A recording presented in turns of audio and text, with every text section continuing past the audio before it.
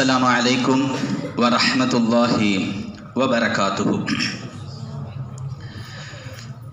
வீட்டிற்கு வருகின்ற விருந்தாளிகளை சரியான முறையிலே, நிறைவான முறையிலே விருந்துபசரித்து அனுப்புவது வீட்டு உரிமையாளர்களின் கடமையாகும். அவர்களுடைய வசதிக்கு தகுந்தவாறு அந்த விருந்துகளுடைய அளவு கூடுதலாகவும் குறைவாகவும் இருக்கும். வசதியானவர்களுடைய வீட்டு விருந்தில் அதிகப்படியான உணவு வகைகள் இருக்கும். உலகத்தினுடைய ஆகச்சிறந்த பணக்காரர்களுடைய வீட்டு விருந்தில் எல்லா வகையான உணவு வகைகளும் இருக்கும். கண்ணியத்திற்குரியவர்களே, சுவனவாசிகள் அல்லாஹு தாலாவுடைய விருந்தாளிகள். நுசுலம் மின் கஃபூரிர் ரஹீம், நுசுலம் மின் இந்தில்லாஹ், அல்லாஹ்விடமிருந்து விருந்தாளிகளாக, விருந்தாக என்று அல்லாஹ் குர்ஆனிலே சொல்லுவான். யார் காலையிலும் மாலையிலும் பள்ளிவாசலுக்கு வருகிறார்களோ அல்லாஹு தஆலா அவர்களுக்கு காலையிலும் மாலையிலும் விருந்துபசாரம் செய்கிறான் என ரசூலுல்லாஹி ஸல்லல்லாஹு அலைஹி வஸல்லம் அவர்கள் கூறுவார்கள். அல்லாஹு தஆலாவுடைய விருந்தாளிகளாக நாம் சுவனத்திலே இருக்கிறோம் என்றால் அல்லாஹு தஆலாவுடைய விருந்து உபசரிப்பு எவ்வளவு பெரியதாக, எவ்வளவு பிரம்மாண்டமானதாக இருக்கும். அதிலே இல்லாத உணவு வகைகள் இருக்குமா? கணேசத்திற்குரியவர்களே, நாம் எதுவெல்லாம் உலகத்திலே விரும்பி இருப்போமோ அத்தனை வகையான உணவுகளும் அல்லாஹ்வுடைய விருந்து உபசரிப்பிலே இருக்கும் என்பதிலே எல்லளவும் சந்தேகமில்லை. இருந்தாலும் குர்ஆனும் ஹதீஸும் சில உணவு வகைகளை சொர்க்கவாசிகளுடைய உணவுகளாக நமக்கு சொல்லி காட்டுகிறது.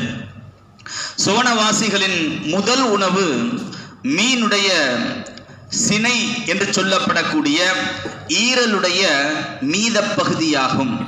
அப்துல்லாஹ் இப்னு ஸலாம் ரலியல்லாஹு தஆலா அன்ஹு அவர்கள் கூறுவார்கள், அவர்கள் இஸ்லாத்தை ஏற்றுக்கொள்வதற்கு முன்பதாக யூத அறிஞராக இருந்தார்கள்.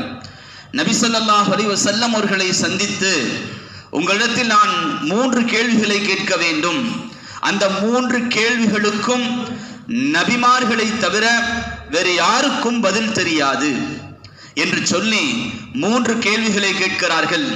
அதிலே ஒரு கேள்வி சுவனவாசிகளுக்கு சுவனத்தில் கொடுக்கப்படுகின்ற முதல் உணவு எது என்பதுதான். நபி ஸல்லல்லாஹு அலைஹி வஸல்லம் அவர்கள், இப்பொழுதுதான் ஜிப்ரீல் அலைஹிஸ்ஸலாம் அவர்கள் என்னிடம் இதற்கான பதிலை சொல்லிவிட்டு சென்றார்கள் என்று சொல்லிவிட்டு, ஜியாதத்து கபிதில் ஹூத், இன்னொரு ரிவாயத்திலே ஜியாதத்து கபிதின் நூன், மீனுடைய ஈரலுக்கு அருகிலே இருக்கக்கூடிய மீத பகுதி அதிகப்படியான பகுதி என்று ரசூலுல்லாஹி ஸல்லல்லாஹு அலைஹி வஸல்லம் அவர்கள் கூறுவார்கள்.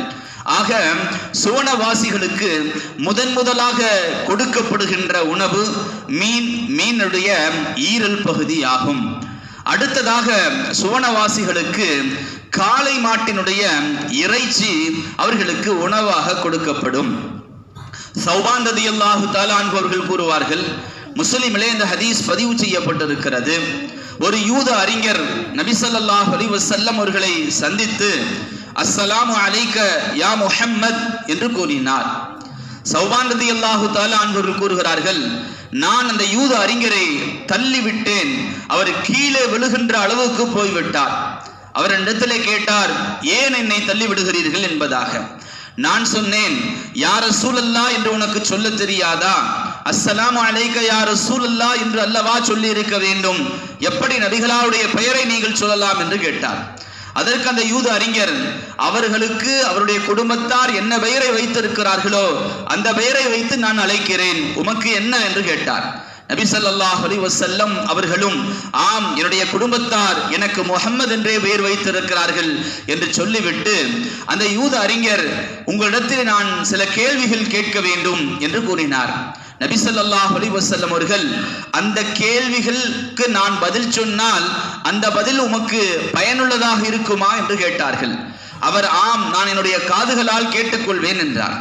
சரி கேளுங்கள் என்று நபி ஸல்லல்லாஹு அலைஹி வஸல்லம் அவர்கள் கூற, அந்த யூத அறிஞர் கேட்டார், இந்த வானமும் இந்த பூமியும் மற்றொரு இடமாக மாறுகின்ற அந்த நேரத்திலே மக்கள் எல்லாம் எங்கே இருப்பார்கள் என்று கேட்டார். நபி ஸல்லல்லாஹு அலைஹி வஸல்லம் அவர்கள் சிராத்து பாலத்தினுடைய இருளிலே இருப்பார்கள் என்று பதில் சொன்னார்கள். முதலாக அந்த சிராத் பாலத்தை யார் கடப்பார்கள் என்று கேட்ட பொழுது, ஃபுகராஉல் முஹாஜிரீன், ஹிஜ்ரத் செய்து வந்த ஏழ்மையான சஹாபாக்கள் முதலாக கடப்பார்கள் என்று பதில் சொன்னார்கள்.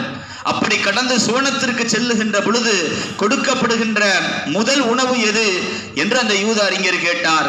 நபி ஸல்லல்லாஹு அலைஹி வஸல்லம் அவர்கள் மீனுடைய ஈரல் பகுதியிலே இருக்கக்கூடிய அதிகப்படியான அந்த துண்டு என பதில் சொன்னார்கள். அந்த யூத அறிஞர் அதற்கடுத்து அவர்களுக்கு என்ன உணவு கொடுக்கப்படும் என்று கேட்ட பொழுது நபி ஸல்லல்லாஹு அலைஹி வஸல்லம் அவர்கள் சொன்னார்கள், லஹ்மு ஸௌர், காளை மாட்டினுடைய இறைச்சி.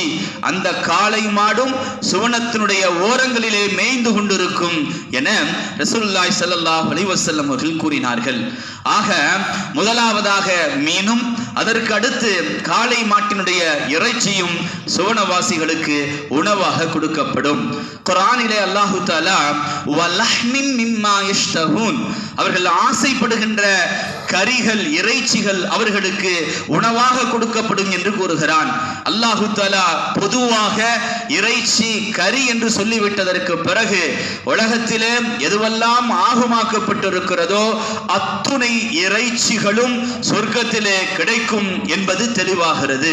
அல்லாஹ் தஆலா இன்னொரு இடத்திலே வலஹ்மி த்வைரின் மிம்மா யஷ்தஹூன், அவர்கள் விரும்புகின்ற பறவைகளுடைய இறைச்சிகள் அவர்களுக்கு உணவாக கொடுக்கப்படும் என்று அல்லாஹ் கூறுகிறான்.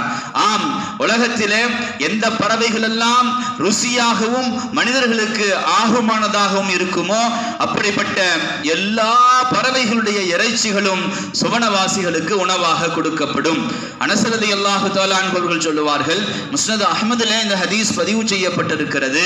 நபி ஸல்லல்லாஹு அலைஹி வஸல்லம் அவர்கள் கூறுவார்கள், சொர்க்கத்திலே ஒட்டகத்தினுடைய அளவு பறவைகள் இருக்கும். அந்த பறவைகள் சுவனத்து மரங்களிலே இரைகளை தேடும். ஒட்டகத்தினுடைய அளவு பறவைகள் இருக்கும். இன்னொரு ரிவாயத்திலே ஒட்டகத்தினுடைய கழுத்தளவு பறவைகள் இருக்கும். அவைகள் சுவனத்து மரங்களிலே இரைகளை தேடும். இதை கேட்ட அபூபக்கர் சித்தீக் ரலியல்லாஹு தஆலா அன்ஹு அவர்கள், அப்படியானால் அந்த பறவைகள் கொழுத்து உல்லாசமாக தெரியும் அல்லவா என்று நபி ஸல்லல்லாஹு அலைஹி வஸல்லம் இடத்திலே கேட்டார்கள். நபி ஸல்லல்லாஹு அலைஹி வஸல்லம் அவர்கள் பதில் சொன்னார்கள், அபூபக்கரே, இதை சாப்பிடுகின்றவர்கள் இதைவிடவும் உல்லாசமாக சுவனத்திலே இருப்பார்கள். அப்படி அந்த பறவை கறியை சாப்பிடுபவர்களில் நீங்களும் இருப்பீர்கள் என்று நான் ஆதரவு வைக்கிறேன் என ரசூலுல்லாஹி ஸல்லல்லாஹு அலைஹி வஸல்லம் அவர்கள் அபூபக்கர் சித்தீக் ரலியல்லாஹு தஆலா அன்ஹு அவர்கள் பார்த்து சொன்னதாக ஒரு செய்தியும், உமர் ரலியல்லாஹு தஆலா அன்ஹு அவர்களை பார்த்து சொன்னதாக இன்னொரு செய்தியும் பதிவு செய்யப்பட்டிருக்கிறது. கணியத்திற்குரியவர்களே, அப்துல்லாஹ் இப்னு மஸ்ஊத் ரலியல்லாஹு தஆலா அன்ஹு அவர்கள் சொல்லுவார்கள், பஸார் என்ற ஹதீஸ் கிதாபிலே பதிவு செய்யப்பட்டிருக்கிறது, சுவனவாசிகள் சொர்க்கத்திலே பறவைகளை பார்ப்பார்கள். அந்த பறவைகளை சாப்பிட வேண்டும் என்று எப்பொழுது அவர்கள் எண்ணுவார்களோ அந்த பறவைகள் பொரித்த நிலையில் அவர்களுக்கு முன்னால் வந்து விழும் என ரசூலுல்லாஹி ஸல்லல்லாஹு அலைஹி வஸல்லம் அவர்கள் கூறுவார்கள். பொரித்த நிலையில் என்றால் எப்படி நாம் விரும்புகிறோமோ அப்படி பொரித்த நிலையில். இன்று நாம் கபாப் என்கிறோம், பார்பிக்யூ என்கிறோம். எந்த வகையிலெல்லாம் நாம் பொரித்திருக்க வேண்டும் என்று ஆசைப்படுகிறோமோ அந்த வகையிலெல்லாம் அந்த பறவைகள் பொரித்து நமக்கு முன்னால் கொண்டு வந்து வைக்கப்படும். கண்ணியத்திற்குரியவர்களே, சுவனத்து உணவுகளாக குர்ஆனும் ஹதீஸும் சொல்லிய சில உணவுகள் இவைகளை தாண்டி ஏராளமான சுவனத்து உணவுகள் இருக்கின்றன. உணவுகள் சாப்பிட்டாகிவிட்டது, குடிப்பதற்கும் நமக்கு சுவனத்திலே வேண்டும் அல்லவா? இன்ஷா அல்லாஹ் நாளை சுவனத்து பானங்களை பற்றி பார்ப்போம். இன்றைய திக்ருக்கு சென்று விடுவோம். உம்மு ஹானி ரலியல்லாஹு தஆலா அன்ஹா அவர்கள் சொல்லுவார்கள், இப்னு மாஜாவிலே இந்த ஹதீஸ் பதிவு செய்யப்பட்டிருக்கிறது, யார் அல்லாஹு அக்பர் என்று 100 முறை சொல்லுவார்களோ 100 குர்பானி ஒட்டகங்களை அல்லாஹு தஆலாவின் பாதையிலே செலவிட்ட நன்மை அவர்களுக்கு கிடைக்கும். ஆம், 100 குர்பானி 100 ஒட்டகங்களை குர்பானி கொடுத்த நன்மை 100 முறை அல்லாஹு அக்பர் என்று சொல்வதின் காரணமாக கிடைக்கிறது. இம்ரான் இப்னு ஹுசைன் ரலியல்லாஹு தஆலா அன்ஹு அவர்கள் சொல்லுவார்கள், தபரானியிலே இந்த ஹதீஸ் பதிவு செய்யப்பட்டிருக்கிறது, அல்லாஹு அக்பர் என்று சொல்லுவது உஹது மலையை விடவும் அதிகமான நன்மைகளை தரக்கூடியது என ரசூலுல்லாஹி ஸல்லல்லாஹு அலைஹி வஸல்லம் அவர்கள் கூறுவார்கள். நாளை முழுவதும் சொல்லிக்கொண்டே இருங்கள், அல்லாஹு அக்பர் உஹது மலையை விடவும் அதிகமான நன்மைகளை பெற்றுக்கொண்டே இருங்கள். வாஹிரு தவானா அனில் ஹம்துலில்லாஹி ரப்பில் ஆலமீன்.